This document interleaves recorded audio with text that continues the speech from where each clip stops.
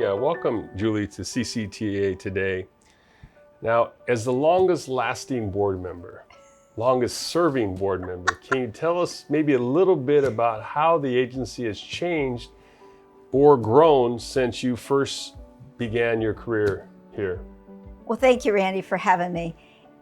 The agency has not actually grown very much. We started out fairly small and we're still really, really small. For all the work that we do, we're still 20 people or less, which is pretty amazing for what we get done. How has it changed? We went from, at the beginning, playing catch up and trying to just fix the problems that we had. We had such a surge of housing in the 1980s that our street and road network was absolutely overwhelmed. And the first thing we did was to try and correct some of that. Since then, we've been much more proactive, and when we passed Measure C, we required the first in the state housing and growth management tool, so that we now mitigate ahead of time the impact of all that housing. But the housing in the 80s, particularly in East County, overwhelmed Highway 4 and many of our through roads, and we had to fix that first. So it was a long time ago, but we got a lot done.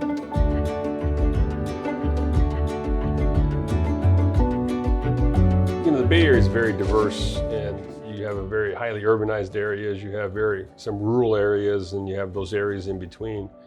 And we're often looked at as a kind of a different agency. So what do you think makes the Contra Costa Transportation Authority unique amongst its peers here in the Bay Area? What I'm always told by our peers is that we get along, and we are focused on the whole county. And that's not something that happens anywhere else. It's shocking to me because our culture here at CCTA, when someone new walks into our boardroom, they quickly learn that they drop their parochial boundaries and they become part of the team. And what we work very hard at doing, and staff is an integral part of that, is making sure that we assess what are the highest priorities for the entire county, and we address those first. And we throw as many resources as we can to getting a complete project done. And then we move on to the next highest priority. And that sharing of the wealth, if you will, the sharing of the focus, makes it possible for us to get things done that other counties fight about. We don't fight about things like that. We work together. And that's a culture that is not everywhere. It's something I'm very proud that we have, that we've maintained, and it's something very unusual.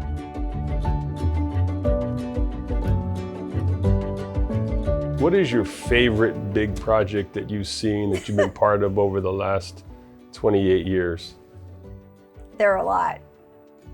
I was just saying the other day that the opening of the North Concord BART station was my first ribbon cutting.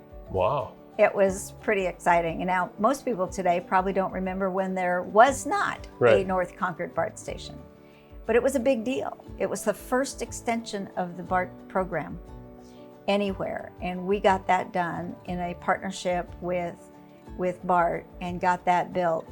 And then we were able to lower the Willow Pass grade onto Pittsburgh Bay Point. Certainly the Caldecott Tunnel is a huge project. I mean, that came at a time, you know, in our economy when everybody was stressed, but we got the biggest ERA grant in the country for that one. And it put a lot of people to work, and we're very proud of that. It was a wonderful day when you and I got to be there at that ribbon cutting. We pioneered some really innovative tunneling technology for that. We went way above and beyond what technology in most tunnels had at the time. Now it's become a standard.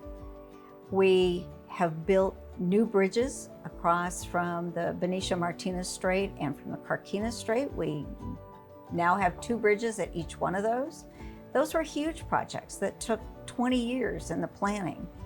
and could not have come any time sooner. I mean, it really was a struggle to get them funded, get them built. We partnered with our colleagues in Solano County to get that done.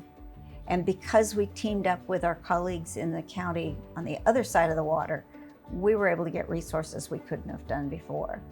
There again, we pioneered technology using the bubble curtain to protect the fish. It saved us millions of dollars on that project. So, and a whole lot of time, as you well know, because you were with Caltrans at the time. So we've done some really cool stuff here. Yes, there's been some great projects, some great technology deployed that hopefully will help save a lot of lives in the future. That tunnel is indicative of some of that technology deployment.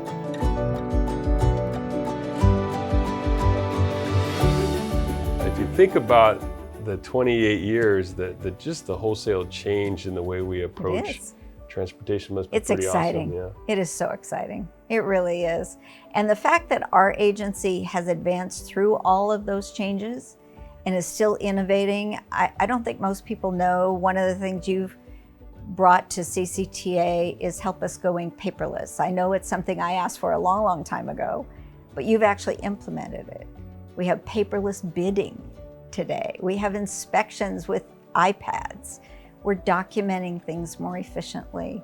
We're just working smarter. And we're working hard and harder all the time. But because we're doing it smarter, we're getting more done. And that's really exciting stuff.